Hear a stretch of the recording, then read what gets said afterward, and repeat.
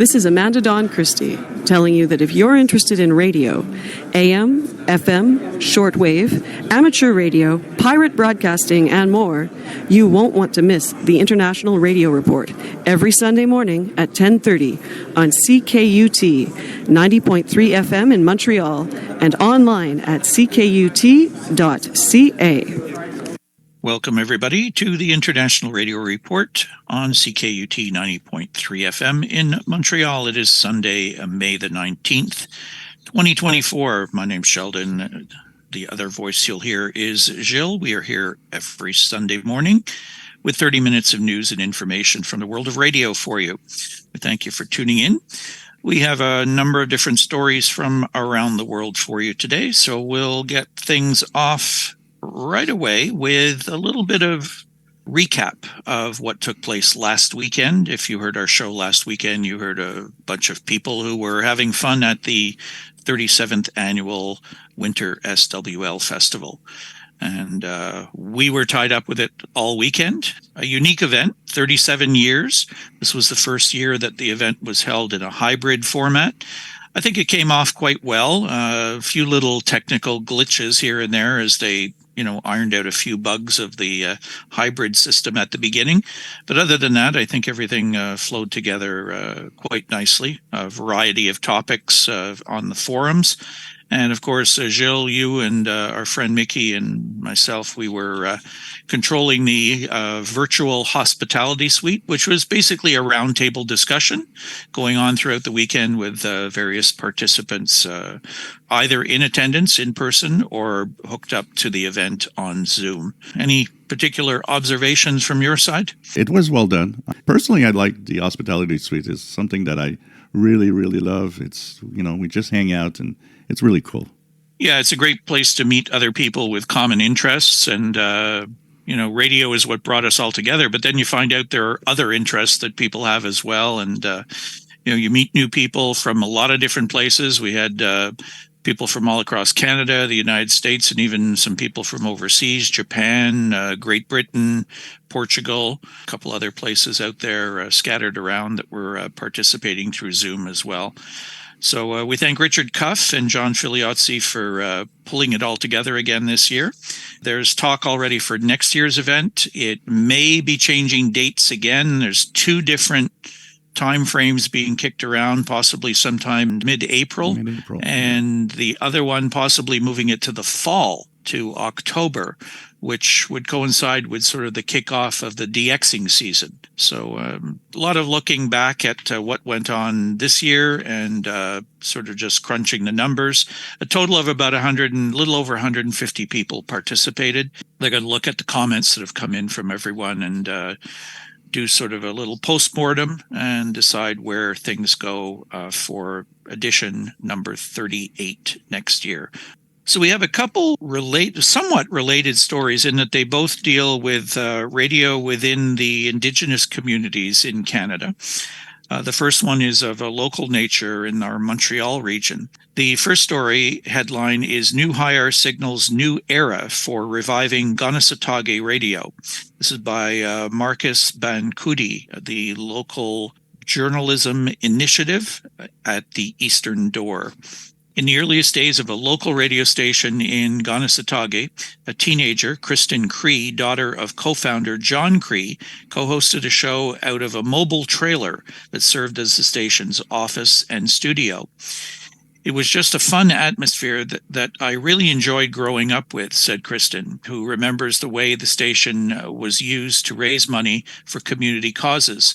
Now, decades later, Kristen has been selected as the first ever executive director of Mohawk Multimedia Incorporated, or MMM, the nonprofit organization tasked with overseeing Reviving Kanehsatà Radio, RKR, on 101.7 FM. To me, it's kind of come full circle. My father creating the radio station back then, and for me now to be the executive director to kind of carry on the goals and missions that he had. Another of the earliest volunteers, Kara Konhare Sid Gaspe, went on to make a career in radio. He has been leading the effort to restore Kanehsatà's local station, which he envisions as a key tool for the preservation of their language and culture.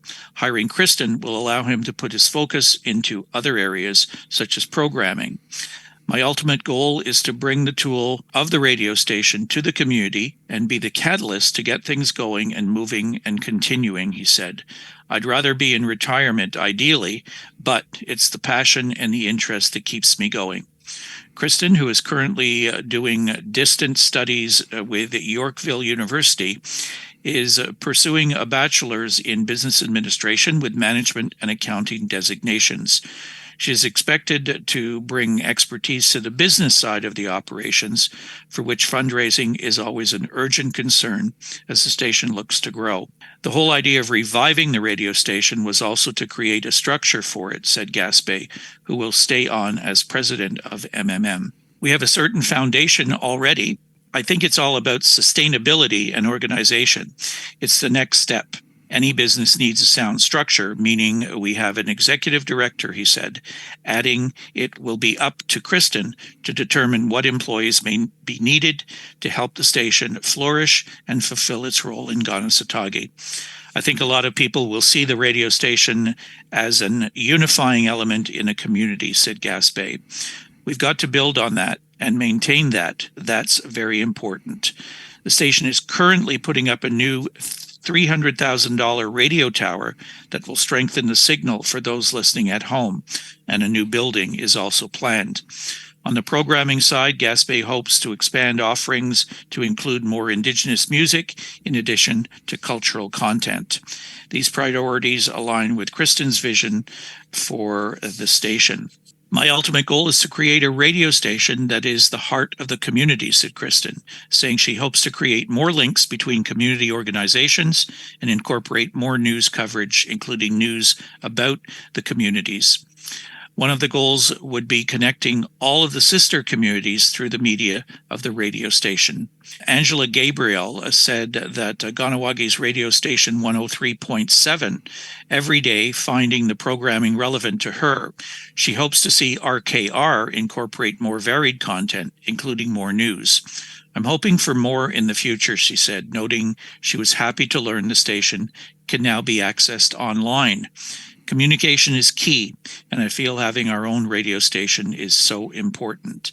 In addition to helping nurture the expansion of RKR's content, Kristen wants to make it a priority to offer training and support to new employees. I think she'll do very well. She's a very open person and she listens to different people, said her father, John, who noted his satisfaction when Gaspé began efforts to renew the local radio station. That's to push the language to let the community know what's going on with the community and fundraising for different events. Kristen acknowledges she has a lot to learn about her various responsibilities, but she's willing to put in the work. I'm excited. I'm ready to dive in. So this is great news. This is a radio station that's been licensed in this native community, which is on the western end of the island of Laval, adjacent to the town of Oka. They've had a very, very low-powered signal. They've been off the air for many years, off and on, really struggling. And finally, now it looks like the station's going to basically be reborn, and that'll be really great. And if they can connect with some of the other native stations, including K1037 in Kanewagi, which is very well established, it should make for a good new voice for their community that's been really underserved for a very long time now. So I was really happy to see this story. I think that's a great idea. On the FM band, we don't have a lot of choices for anything else than the big commercial run radio stations. And having these community stations, we don't have a lot of it, and it has to be maintained. But having their own, for their own community, I think that's the best way to do it. It's also good for people outside the community to listen to these stations as well and learn a little bit more about the, life and culture and challenges facing these communities as well. In our next story, ELMNT FM station's future in jeopardy. This is by Connie Thiessen from Broadcast Dialogue. First People's Radio FPR, which operates Indigenous not-for-profit stations ELMNT FM in Toronto, CFPT-FM, and Ottawa, CFPO-FM, says their future is in jeopardy without substantive support. The CRTC denied an FPR application this week, requesting that $2 million in tangible benefits funding being paid by Stingray Group be redirected over the next 2 years to support FPR's operations. Jean Larose, chairman of the board of FPR and acting general manager, said the application was a last-ditch effort to keep the lights on as it continues to grapple with the impact of the pandemic on advertising revenue. While we launched in 2018, we were just a year and 3 months in operation when the pandemic hit. It really impacted our business plan altogether. We had planned and budgeted for typical radio revenues, and that just never happened. We are in a really tight spot. We cut staff from 26 to 6. Some are just part-time so that we have no on-air personalities. We have news still, thanks to LGI Local Journalism Initiative. Larose says, while so far the station has been able to struggle on FPR and counted on approval of its CRTC application to help it rebuild, it would have made a mountain of difference, said Larose. It would have allowed us to maintain operations, hire some on-air staff, and catch up. We do owe money to suppliers and contractors. It would have helped us cover that and build up the operation again, while at the same time having a marketing budget to promote ourselves. So now we have to see just how far we can go and decide whether we have to close in the coming months. If we're not seeing growth in advertising revenue, saying the station's future largely depends on how FPR suppliers and contractors react to the Commission's decision. They include Kehres Entertainment, which has provided office and studio space, and First Canadian Place in Toronto, and Bell, who supply transmitter space. ELMNT FM recently began soliciting donations to help it continue to operate, but effort has been slow to gain traction over the last 3 weeks. The station has set a goal of raising $500,000. We thought we should try as a non-for-profit to try the donations route to see if our listeners are willing to support us as we try to rebuild our financial position, said Larose. I've always strongly believed that radio, when it works with the community, does very well, and in fact, John Paul with MBC, my broadcasting corporation, and his network of small stations in smaller towns is proving that right. When you're close to your community, you support them and they'll support you. What we started to build was a closer connection to our community in Ottawa and Toronto. We received strong response from a lot of Canadians who enjoyed our music, discovering content they didn't know about. Larose said Stats Radio data shows the station has experienced listener growth since the last fall when it tweaked its music mix, which he says was initially too broad. Since then, he says they've more than doubled ELMNT's audience, seeing between 5 and 12% audience growth most weeks. We're encouraged by that, and we'll see what Numerous has to say when they come out of the Ottawa and Toronto books. From my end, personally, this was a project I poured a lot into and still am for that matter. But at the same time, we may need to come to the realization that we're at a point where if there's not further opportunities for support, we may not be able to maintain it. So we'll hope for the best. It is a difficult task today to get money for pretty much anything and to keep up stations running. And there's a lot of expenses. They're saying they owe money to some of their suppliers. They're in a tight spot and not a lot of money to gain. So hopefully people are going to come through and maybe they'll reach their goal.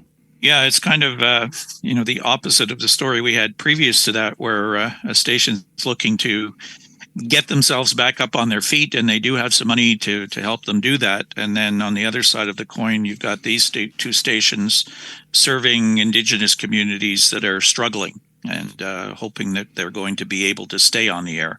So they're important types of stations. They serve important section of the communities out there. So we really do hope that they can survive through all of this. So what's happening with our sun? Well, our sun is less active than it was, but it's still, I mean, the sunspot that was huge last week that created a lot of solar flares, I mean, it sent out solar flares till the end. It was halfway off the solar disk, and it still was creating some X flares, which was pretty amazing. Now, of course, things have quieted down a little, but not that much, because there's another sunspot, which is AR 3685, that also has potential for X flares. It's not impossible that, some more effects can happen. And I mean, last week it was pretty amazing, and this week could still be quite amazing. While the huge sunspot that we had last week is now on the other side of the sun, and will take about 2 weeks to come back if it actually makes it through. Sunspot number 208, the solar flux 207, and conditions will be up and down, but with this high solar flux, they're pretty good and pretty interesting to listen to any bands on the radio, especially high frequencies. But the only way that you'll be witnessing all of this is to turn on a radio and listen. Hi, I'm Eric Cottrell of Lynn, Massachusetts. I get my weekly radio news on the International Radio Report on CKUT 90.3 FM in beautiful Montreal. We just had two stories about, stations trying to keep going, other stations trying to get themselves up and running. Well, for people that say radio's not a very productive business financially, we've got some numbers in our next article that show you that, at least for some stations, it seems to be very productive. Hubbard's WTOP radio has been named the highest earning radio station for the 13th year. This is by Elle Kehres in Radioworld. BIA Advisory Services is once again ranked the highest earning radio stations for the past year. In 2023, Hubbard's Radio's WTOP FM in Washington, D.C. has continued its winning streak and remains the top billing radio station in the United States, according to recently released BIA Investing in Radio market reports. If you're keeping count, that's 13 times in the last 14 years the WTOP FM has been the number one on the list. BIA says WTOP accrued $66.3 million in over-the-air revenue, alone accounting for nearly 29% of the total radio advertising revenue in the whole Washington market in 2023. Hubbard stations collectively account for a 30.1% of revenue in that market. So they've listed the top 10 radio stations by revenue, which reflect only over-the-air revenue as determined by the survey. So you have WTOP in Washington with the 66.3 million. Then KIIS, which is in Los Angeles, is at 41.8 million. WINS FM in New York at $40 million. WLTW FM in New York City, 33.3. WBZ Sports Radio in Boston at 32.775 million. WHTZ, which is in New York as well, 31.75. KBJG, which is in Los Angeles, 31.475. WFAN in New York, another sports talk radio station, 30.35 million. WBBM in Chicago, that's an all-news station with 30 million. And WCBS AM, the only AM two stations on AM, WBBM in Chicago and WCBS AM in New York City. That one is at 29.7. BIA says over-the-air revenue for the top 10 stations are actually down an average of 5% from 2022. The number one WTOP FM is down by at least 3.9%. Odyssey's WINS FM, however, is replacing WINS AM on this list as the stations started simulcasting in late 2022. BIA attributes revenue to the FM station. Otherwise, the 2023 rankings remain mostly unchanged from 2022, albeit with WINS knocking most of the stations down a peg. Hubbard and Beasley Media Group each landed 1 station in the top 10, while iHeartMedia and Odyssey each have 4. 4 stations program a news format. 1 is sports, 1 is sports talk, and the remaining 4 have music programming. 5 of the top 10 are in New York, 2 in Los Angeles, and 1 each in Chicago, Washington, and Boston. 8 of the top 10, as I said, are FM, only 2 AM stations. And in a separate chart for the top 10 AM radio stations by revenue, 2 Odyssey stations claim the spots number 1 and 2, WBBM in Chicago and WCBS in New York. Both stations have improved in the rankings from 2022, which you can see in another chart, which we'll provide for you in our posting. Also of note, iHeartMedia's KTRH in Houston, Galveston has moved into the top 10 AMs this year, climbing from its number 14 spot in 2022 all the way up to number 3 in 2023. On the other hand, WSB in Atlanta took a substantial dip in the rankings. They were at 10 overall in 2022 with $31.6 million in revenue, while in 2023, Cox Media Group station brought in only $23.8 million. Cox Media and Cumulus Media each landed 1 station in the top 10 AM, while Odyssey has 5, iHeartMedia has 3. 2 of the top 10 AMs are in Los Angeles, 1 in each New York, Chicago, San Francisco, Dallas-Fort Worth, Houston, Galveston, Atlanta, Philadelphia, and the Denver-Boulder markets. This is kind of bucking the trend of people saying how difficult it is to run radio stations. We're talking huge amounts of revenue from some of these stations. Now, their expenses, obviously, their staffing are expensive as well. But still, those are pretty impressive numbers for over-the-air revenues, predominantly advertising, obviously. A lot of the ad revenue goes to a small chunk of stations that are really making it big, not leaving a lot for all the rest that has to share, because there's a limited amount of revenue that you can have from ads. I mean, I think what's happening is the more popular the station is, of course, the more expensive the advertising is. Yeah. So companies are picking and choosing where they're going to spend their advertising budgets, and you obviously want to try and reach as many people as you can. So the smaller stations that are rated lower might have more difficulty getting some of those big guys to advertise. So naturally, the advertising revenue is going to be much lower for those stations, making it tougher for them to survive. So this is something that my nephew Francois is going to really find funny. I'm going to send him that article because he's a big Lego fan. Lego Retro Radio set actually works and can even play your Spotify tunes. This is by Rick Henderson, T3 Magazine and Webpage. Lego's next dabble with classic technology takes things to a whole new level. The Lego Retro Radio not only looks the business, it actually works as a functioning device. Once built, the left-hand knob switches the radio on or off, while the second can tune between stations. However, you can't use it to listen to AM, FM, or digital radio broadcasts, not directly anyway. Instead, you get a set of pre-recorded dummy stations with fake sports broadcast, radio static, and DJ banter as you turn the dial. That doesn't mean you can't listen to actual music on it, though, as there's the ability to place your phone into the retro radio and play tracks through the speaker on the front, and that includes streaming services like Spotify and Apple Music.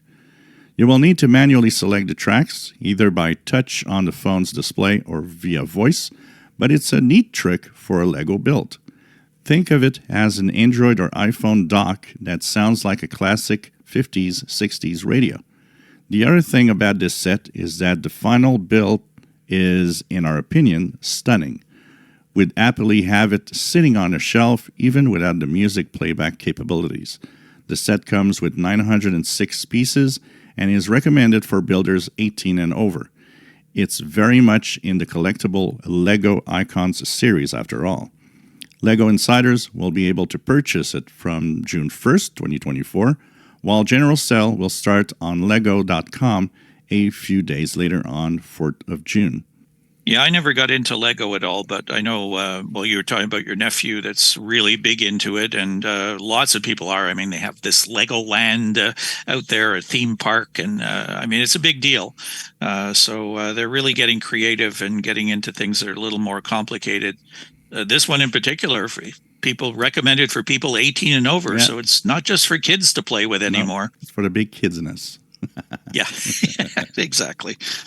We have one international story here, and it's not good news. It is headlined via EuroNews. Thousands rally in Slovakia to protest the overhaul of the public broadcaster. Thousands of Slovaks rallied in the capital Bratislava on Thursday to protest a controversial overhaul of the country's public radio and television services, a move that critics say would result in the government taking full control of the media. The coalition government by populist Prime Minister Robert Fico approved the measure on April the 24th, and the parliament, where Fico's coalition government has a majority, is expected to approve it in June. The plan has been widely criticized by President Zuzana Kaputova, local journalists, the opposition, international media organizations, and the European Commission.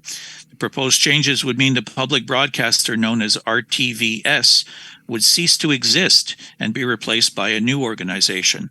The Slovak democracy needs a strong and independent RTVS, and its employees need your support. Michal Simeka, the head of the Progressive Slovakia, the major opposition party that organized the protest, told a crowd of several thousand at Bratislava's Freedom Square. The takeover plan was drafted by Culture Minister Martina Simkovikova, who represented the Slovak National Party, an ultra-nationalist member of the coalition government. She has worked for an internet television outlet known for spreading disinformation. She said the current broadcaster gives space only to mainstream views and censors the rest. The broadcaster has denied the claim. They don't understand that the essence of public broadcasting is to protect democracy, the rule of law, and freedom, said Zora Jourova, a lawmaker for the Progressive Slovakia Party. Under her plan, the new broadcaster, Slovak Television and Radio, or STVR, will have a director selected by a council whose 9 members will be nominated by the Culture Ministry and Parliament. The current director has a parliamentary mandate until 2027. Fico's leftist populist Smer Direction Party won the September 30th parliamentary elections on a pro-Russian and anti-American platform. Now, since this story took place, more drastic things have happened in Slovakia, with the prime minister actually being the victim of an attempted assassination. And like so many of our stories that we've had, government control over media is what this one is all about. I think it's going to be interesting to tune in. Radio Slovakia still has some airtime on WRMI, even in English. Often stations don't want to put out an international service. Countries don't want to put it out when it's things that they don't want people to hear. They may have a limited lifespan left for Radio Slovakia International, depending on how all of this works itself out. So we have one upcoming ham radio contest. For UCW operators out there, Morse code operators, it is a big contest. It is CQ Worldwide WPX Contest. 0-100 Zulu, May 25th to 2359 Zulu, May the 26th. It's organized by CQ, and the objective is for amateurs worldwide to contact as many other amateurs and prefixes as possible during the contest period. It's all the major HF bands, 160 through 10 meters, no work bands. We thank you for listening to us. We'll give you our contact information if you'd like to reach us. Our email address is radioreport@yahoo.com. Our program is live streaming and archived at ckut.ca. We have a Facebook group, International Radio Report. We invite you to join the group. Our YouTube channel, where you can listen to our show at your convenience, is youtube.com/@IRR. And we have an X account at IRRCKUT, where we welcome you to follow us. Have a great week, everybody. We will talk to you again next Sunday morning here on CKUT 90.3 FM in Montreal with the next edition of the International Radio Report. Have a great week. Bye-bye now.